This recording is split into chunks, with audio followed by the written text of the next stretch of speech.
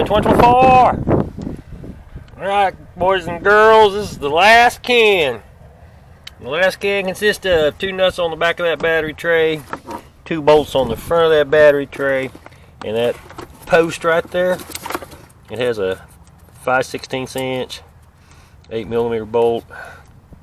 Those are probably 1/4 inch bolts, metric of course. Now there's a slot right here that this air breather goes on. So you put your battery tray in, put your battery in. These are not factory cable ends. You can see that somewhere along the line those corroded out, which I took them off, threw them away. And dug up those 2 little old antique jewels, universals. Put that down in there. Set that right there. And these are the last nuts and bolts you're looking at. Put your nut on that one. Looks like I might have dropped my other bolt. Anyway, that's not what I'm after. What I'm after here is this. Everybody, y'all out there making a big mistake, throwing that little cone air filter on there, thinking it's going to give you all kinds of HP or whatever, because y'all so smart. And what you don't know is you got a sensor, and it's technically called the air temp sensor. There's my bolt. Air charge sensor. So you take your little cone thing, put it on the end of your deal, throw your box away, and just leave that laying there. That's a no-no, folks. That's a real big no-no. This air charge ambient air temperature is not the temperature that's up here in this engine thing. It's the temperature of the air going into your intake. Okay? This engine bay's warm most of the time.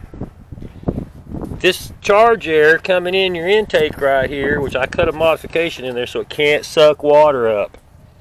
So, when you take all this off and put your little cone supercharged air filter on there and forget to do the right thing with this, well, you're costing yourself performance, costing yourself gas. Now we're down to the very first part that I took off this car.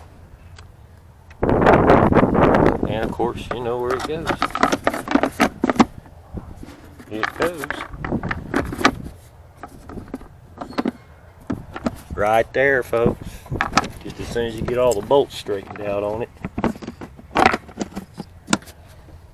Alright, all I gotta do is tighten up 3 more screws. Ambient air charge sensor. Go ahead and take your little cone filter and put it off there. Throw it off the side. But the computer reads this and it calculates your air charge according to the temperature of the airflow coming in.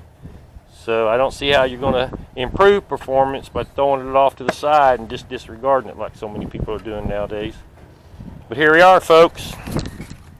That side, clutch, new bearings on the carrier and the transmission, nice thick brake pads, 1 new brake hose.